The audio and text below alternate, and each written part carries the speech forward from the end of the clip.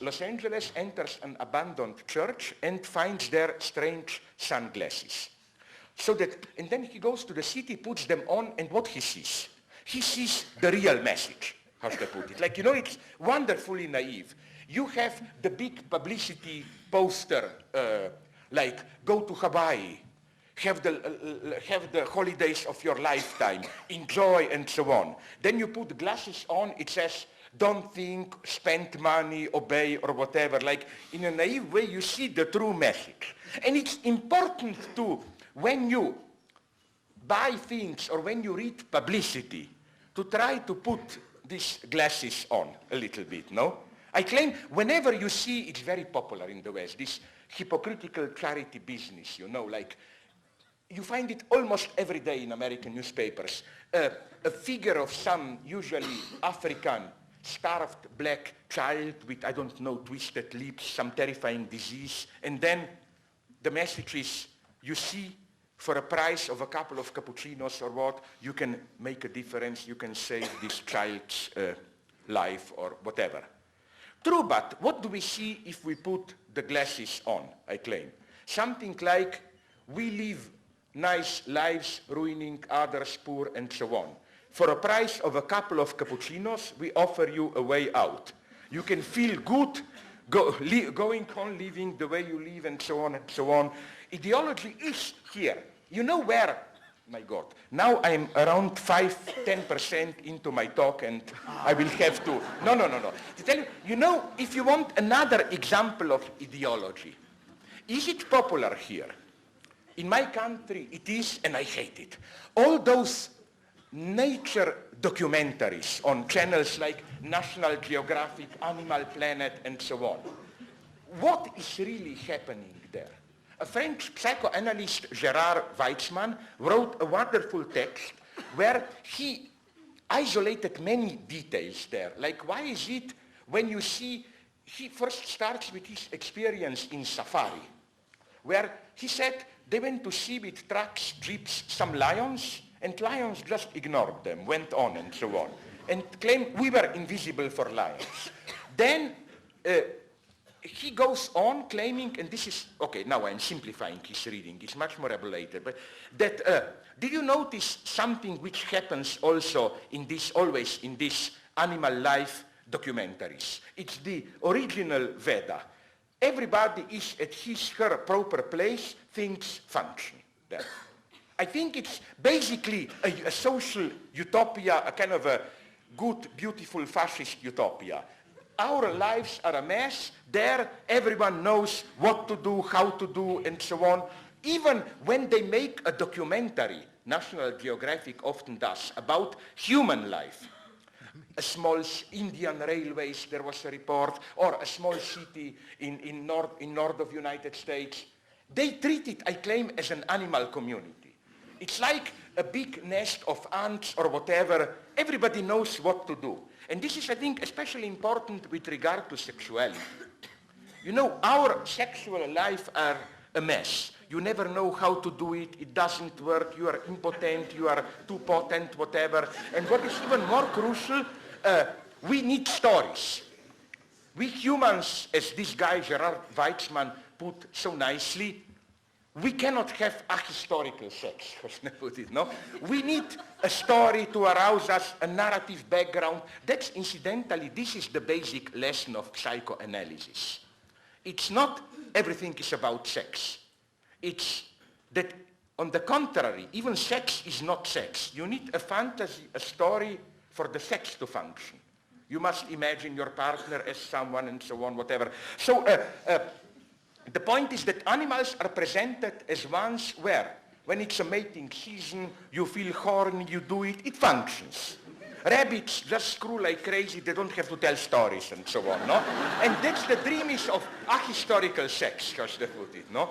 So again, you see how even in this pure escape to nature, you can see ideology. Now, to really just start to conclude, I'm so sad, it looks bad for Manu, as they put it, no?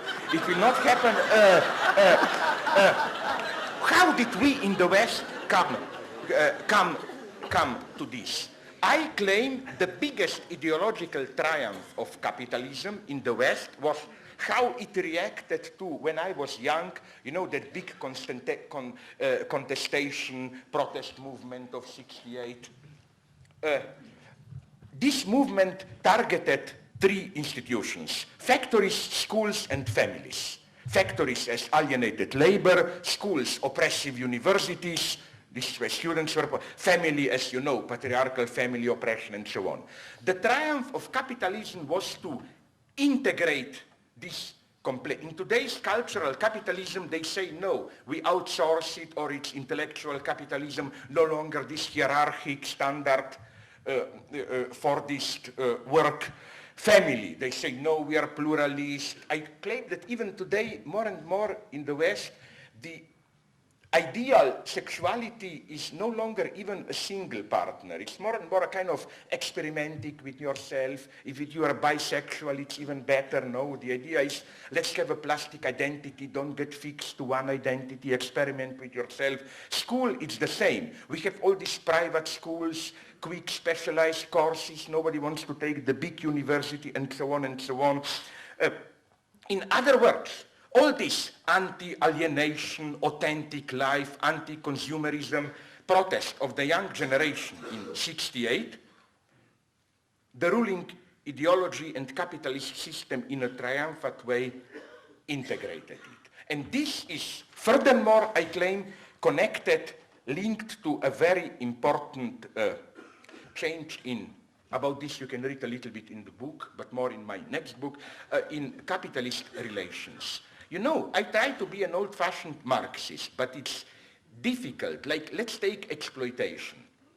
I don't think we can simply apply to explain inequalities today the old Marxist notion of exploitation. If we do it, we arrive to a crazy result that, for example, today Venezuela is exploiting United States.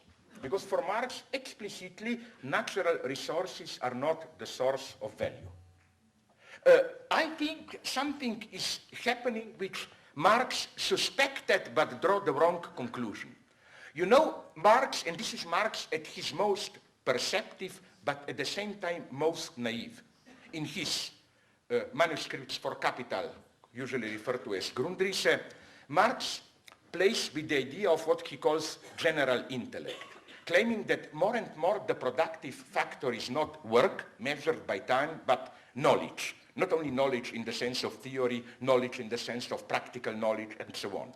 And he thought, wrongly from this, I think, that the moment knowledge will become absolutely predominant, capitalism will have to somehow disintegrate in itself. What Marx didn't take into account is the possibility of this, what he refers to as general intellect, the collective productive knowledge, being reprivatized again. And I think, to put it in very simple terms, this is what happens today with a figure like Bill Gates. He is not as rich as he is because of his, because of super exploitation or what. He reprivatized something which is the substance of us all. Windows, his language, whatever, is what? It's general intellect in the sense of it's the very substance, the space which we all share, within which we communicate. And we pay him a rent. It's not profit, it's a rent. And some economists already developed this idea in a nice way, that how capitalism is, as it were, moving backwards in postmodern societies from profit back to rent.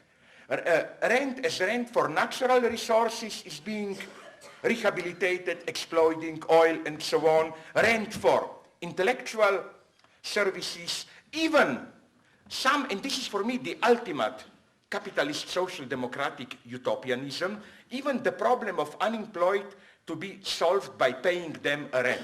Do you know this theory, which is now fashionable among some leftists, of the so-called basic rent or basic income? But typically in Brazil, where they made it a law, they call it renta básica, basic rent. The idea is that every citizen of a state, independently of his status, whatever, has to get from the state a minimum of money enabling him a dignified survival. So now, rent all around. I think that all this brings us to mystification of our lives. One of the prices, and here, if you allow me just 5 minutes, I would like to return to, nonetheless, to Ambedkar and to India. The result of this is that we in the West are approaching to a kind of our own caste society, I claim. The result of all this is that they say working class is disappearing. It's not. I think it's separating into three. We have whatever remained of the old manual working class,